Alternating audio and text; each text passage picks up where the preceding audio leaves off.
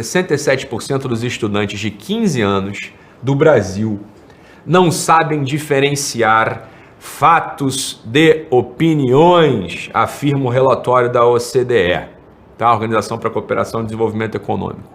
Então, olha só, relatório da OCDE, relatório internacional, aponta para a gente que 67% dos estudantes de 15 anos do Brasil não sabem diferenciar fatos de opiniões. E ontem, quando eu falei uma coisa semelhante, o pessoal falou, não, o Ítalo está exagerando, o Ítalo às vezes é meio hiperbólico mesmo, né? O Ítalo é hiperbólico, ele tira os números da cabeça dele e fala, aqui, meu filho, isso é hipérbole é você que não tem mínima ideia de nada e fica projetando nos outros a sua ignorância. Aqui, ó, relatório da OCDE, 67% dos estudantes brasileiros não sabem diferenciar fato de opinião. O que acontece quando alguém não sabe diferenciar fato de opinião? A pessoa não tem a mais mínima noção de como se orienta na realidade. O sujeito não sabe algo, não sabe diferenciar algo da realidade, da vontade dele. Ele não sabe diferenciar a estrutura mesma, material, física da realidade, daquela outra estrutura que está na cabeça dele, dos desejos, projeções. A pessoa não sabe diferenciar uma coisa da outra. E o pior, é assim, 67% dos estudantes brasileiros, isso é um ranking. O Brasil está quase em último lugar. Tem 79 países na nossa frente, ou seja, nossos adolescentes, eles são, francamente falando, são burros. Isso aqui é burrice. Isso é burrice. Aí eu vou te dizer, calma aí. Você acha que o problema é esse? O problema não é só esse, não. O problema não é só esse, não. Aí me entrevistam aqui nessa matéria que divulga essa publicação da OCDE, que fala, né, 67%, papapá. Beleza. Aí vão perguntar para uma senhora chamada Jane, deixa eu achar aqui, né?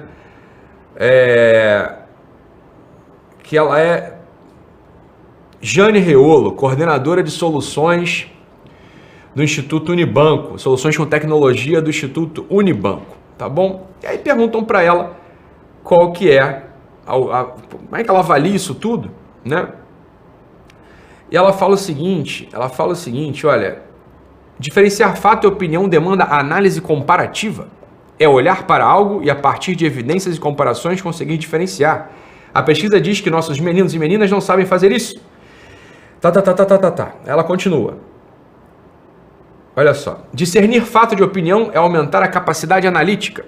O aluno precisa estar exposto a mais informações. Aí a solução que ela quer dar. Fazer grupos em que um defenda uma opinião e outro defenda a outra, com argumentações e contra-argumentações, e assim chegar a consensos. Mas ela se lamenta, esse exercício a escola não faz, porque leva muito tempo. Talvez nossa estrutura de 45 minutos de aula não permita, questiona a senhora Jeane Reolo. Essa senhora que acho que é presidente dessa instituição, coordenadora desse Instituto Unibanco, ela não percebe que a solução que ela dá para esse problema é justamente aquilo que levou a esse mesmo problema. Ela quer colocar dois grupos de adolescentes que não tem nada na cabeça, não estão dentro de nenhuma tradição filosófica, nenhuma tradição pedagógica, nenhuma tradição cultural, são uns ignorantes, coitados, porque essa é a posição mesmo de criança e adolescente, não sabem nada, porque, claro, são imaturos. Então ela quer colocar dois grupos de ignorantes se confrontando suas o quê? Jeane Reolo, minha senhora, pensa um pouquinho, eu acho que não é muito difícil para a senhora, vamos tentar. A gente está falando aqui assim, não sei diferenciar fato de opinião. Um adolescente, presta atenção, ele não tem experiência de mundo. Um adolescente e uma criança, eles não podem resolver um problema econômico, pedagógico, biológico, físico, que é o que a escola trabalha. Então, qual é a vantagem de você colocar dois grupos de adolescentes que não tem nada nas suas cabeças, a não ser suas opiniões, suas euforias, suas insatisfações, seus sentimentos de injustiça. Você coloca dois grupos desses se confrontando, o que vai acontecer, senhora Jeane? Eles não vão chegar à verdade dos fatos. Eles vão chegar à imposição de força. Ou seja, aquele grupo que tem o sujeito mais forte, mais popular, mais engraçado, mais debochado, vai vencer o outro, minha senhora. Preste atenção, querida Jeane. Não é assim que a conversa dialética é feita. Não é este o modo pedagógico. Isso só agrava esse problema. Imagine que um grupo de adolescentes enfrentando outro grupo de adolescentes, ao final de uma aula de 45 minutos ou 2 horas, como a senhora propõe, né? Sei lá, tem que ter mais tempo. Então tá, 2 horas de aula, vai acontecer o quê? Né? Vão confrontar suas opiniões E vão chegar ao quê? Não vão chegar à verdade dos fatos. Eles só vão agravar esse sentimento de que não conseguem diferenciar o que é fato do que é opinião. Porque no final das contas é a opinião do outro grupo de adolescente ignorante, tão ignorante quanto ele, só que óbvio, um pouco mais articulado, um pouco mais popular, um pouco mais engraçado, um pouco mais bonito, um pouco mais forte. Isso é o império da loucura. E essa coordenadora do Instituto lá de Educacional da Unibanco, ela não percebe isso. Pior. É que mundo esse pessoal vive? Que mundo esse pessoal vive? Aí fala assim, ó, o enorme fluxo de informações, brincadeira, isso aqui é o tio da lancha, né? É o tio da lancha lá. Meu Deus do céu, o que essa galera tem na cabeça, Thiago? Olha, vou te falar, o que esse pessoal tem na cabeça? Olha aqui, o relatório, cara. Tem uns negócios que são do arco da velha. Olha aqui. O enorme fluxo de informações que caracteriza a era digital exige que os leitores sejam capazes de distinguir entre fatos e opiniões. Falando dos adolescentes. Os leitores devem aprender estratégias para detectar informações tendenciosas e conteúdos maliciosos, como notícias falsas e e-mails de phishing. E-mail, bicho. Esse cara que escreveu esse relatório é o tio da lancha, sacou? É o tiozão, é o velho. Fala, que adolescente usa e-mail? Senhor respeitável. Esse mesmo bicho aqui da OCDE, né, afirma Mayako Ikeda, né? É o primo do Tekomo Nakama, só pode ser, né? Miyako Ikeda, né? Mas, porra, analista sênior de educação e competências da OCDE. Isso aqui é o parecer dele. Ele falou, meu senhor, ou minha senhora, não sei se o nome é feminino ou masculino, né? Ô, meu querido, não sei se tu sabes, né? Não sei se tu sabe que adolescente, sabe quantos por cento de adolescente usam e-mail? Entre 14 e 15 anos, que é mais ou menos a faixa etária analisada aqui, ó, 27% apenas. E sabe para que eles usam e-mail? Para poder se cadastrar em TikTok.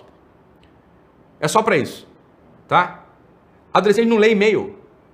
De onde é que tu tá tirando da cabeça que é importante ter capacidade crítica para poder diferenciar e-mails maliciosos de e-mails não maliciosos? Você tá viajando, cara. Então, olha, sinceramente, quem te põe numa posição dessa de analista sênior de educação e competências do CDE?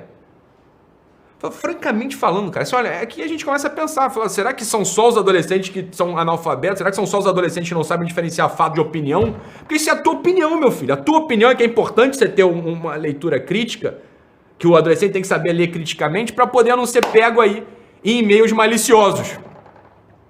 Adolescente não lê e-mail, porra! Tu tá confundindo a tua opinião na tua cabeça com um fato que acontece na realidade. A realidade é a seguinte, ó. Adolescente não lê e-mail. Ou seja, você tá até... Os números do estudo mostram alguma coisa. Agora, a análise desses números é assim, ó... Francamente, cara... Essa senhora Jane Reola, esse ou essa, sei lá, Mikel... Miyako Ikeda... O que esse pessoal tem na cabeça, cara? Então, como é que a análise de... Um relatório importante, a OCDE, a Organização para a Cooperação e Desenvolvimento Econômico. Olha na mão de quem que tá a análise e a tomada de decisão a partir das diretrizes. Bicho, não precisa ter muita inteligência para você ver que esse pessoal tá perdido. Mas perdido, bicho. A senhora Jane Reolo, ela quer simplesmente aprofundar o método do Paulo Freire. É só isso, ó. É análise crítica, é criticar, é problematizar. Deixa eu te dizer como é que... O pessoal não está errado, não. Análise crítica é importante. Deixa eu te explicar o que é análise crítica. Só quem pode fazer análise crítica é o professor. E essa é a função dele. Adolescente não pode fazer análise crítica. Adolescente não tem competência de crítica. Você está entendendo? A menos que você entenda por crítica e implicância. Então você é um ignorante que não sabe o que é crítica. Crítica não é implicância. Crítica é o seguinte, ó, vamos fazer uma crítica de um filme. Crítica de um filme não é dizer assim, gostei, não gostei. Não, isso não é crítica de filme, ô ignorante. Crítica de filme é o seguinte, vamos analisar esse filme aqui segundo as escolas. O que é este filme comparado com a escola europeia de cinema? O que é este filme comparado, de repente, com a direção do Tarantino? O que é este filme comparado com Terence Malick? O que é este filme comparado com Paul Thomas Anderson, com PTA? Isso é crítica. Você pega um filme, por exemplo, e compara ele com escolas tradicionais de direção, de roteiro, de arte. Isso é crítica, tá? Crítica não é dizer assim, gostei, não gostei. Isso é opinião vulgar. Porra, caguei se tu gostou, se tu não gostou. Pra que me interessa saber se o José Wilker gostou? Bem, que Deus o tenha, né? Tinha gostado ou não gostado do filme lá. Porra, Tá bom. Ele até era bom, porque ele não fazia isso. Né? A crítica dele não era sempre vulgar, não. Ele tentava pegar elementos para comparar. Isso é crítica. Então presta atenção. Dentro de sala de aula, só quem pode fazer crítica de um assunto é o professor. Se o professor fosse capaz, se ele fosse competente. O que é um professor? O que é crítica em sala de aula? A crítica é o seguinte, olha, vamos lá, vamos pegar um problema qualquer aqui. Vamos problema da globalização, sei lá. O que é isso? Ó, vamos lá. Como é que seria a visão aristotélica da globalização? Como é que seria a visão tomista da globalização? Como é que seria a visão renascentista da globalização? Como é que seria a visão moderna da globalização? Como é que seria a visão positivista da globalização? Como é que seria a visão pós-positivista da globalização? Como é que seria a visão desconstrucionista da globalização? Isso é análise crítica. Você pega um problema, uma questão pedagógica, filosófica, física, química e compara com as escolas, meu Deus do céu, de pensamento tradicionais da humanidade. Isso é análise crítica. A análise crítica não é botar um bando de ignorante, juvenil, discutindo e confrontando. Eles estão confrontando força só. Eles não estão confrontando a verdade, não estão confrontando compreensão, não estão confrontando nada que preste.